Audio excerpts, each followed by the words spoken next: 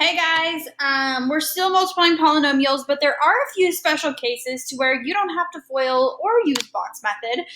If you can see some of these special cases, it'll save you a whole lot of time if you just kind of memorize what's happening. So special case number one is if you have the same binomial times the same binomial. So same thing, the only difference is going to be the sign. So like the first one's subtraction, second one's addition, and this could be vice versa. You could have these switched. But other than that, it's the same term here and same term here. These are the exact same things. When this happens, same binomial times same binomial, only difference is their signs are opposite. It's going to be x squared minus a squared is the rule. So I know it looks kind of difficult when you just have letters. So let's look at number one. So again, same binomial times same binomial, only difference is the two signs. They're different. So it's going to be these two multiplied together, x squared, and these two multiplied together. And always have that subtraction sign in between. Always, always, always. 9 times 9 is 81. And that's your answer. Again, it'll save you a whole lot of time because if I sat here and did the box method for this, I would have x, negative 9, x, 9. Then I would sit there, x times x is x squared. X times negative 9 is negative 9x. X times 9 is 9x. And then 9 times negative 9 is negative 81.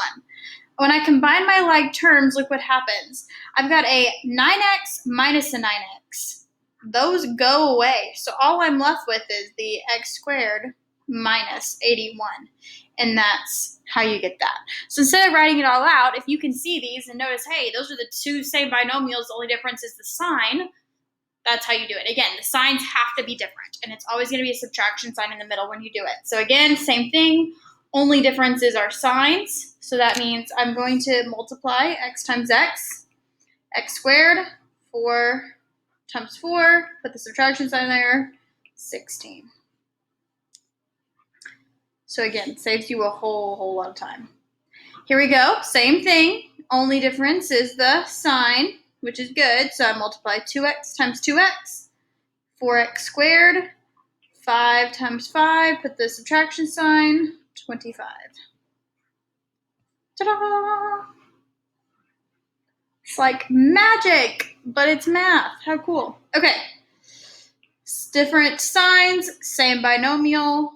3x times 3x, 9x squared. 7 times 7, put the subtraction sign, 49. Oh, bam. Okay, this guy. Again, same thing, different sign. Okay, even though I've got some y's thrown in here, they're the same thing, different sign, the rule still works. 8x times 8x, 64x squared, put that subtraction sign, 3y times 3y, 9y squared. Ta-da! Pretty cool little trick, if you can see it. And if you can't see it, no big deal. You'll just do box method, and you'll end up the same answer. Just might take a little bit longer.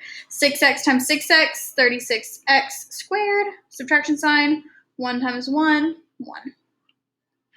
So cool. So that's the first rule. Same thing times same thing. Same binomial times the same binomial.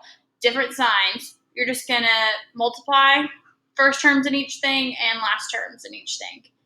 And put that subtraction sign in the middle.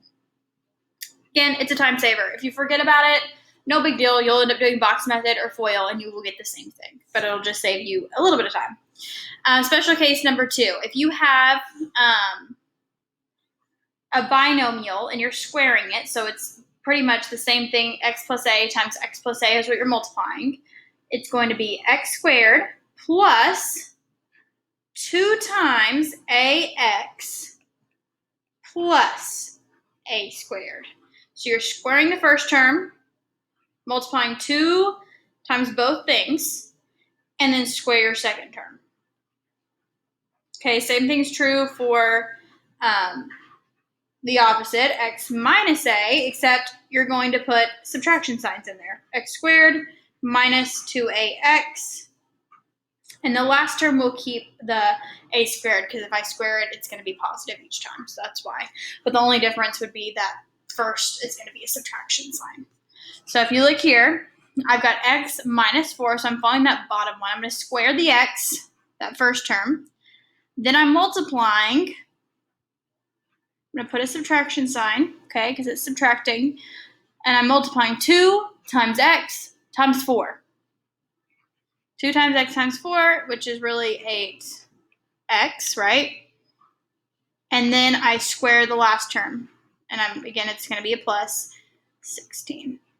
Again, if you want to do FOIL or box and you just this makes no sense to you, that is totally fine. If you can memorize the rules and know, then this will save you time. So don't freak out either way. This one's adding, so I'm pulling that first thing up there. I'm going to square the first term, put the plus sign. I'm multiplying 2 times first term times second term. So it's 2 times x plus 8, so 16x, and then plus 8 squared, 64.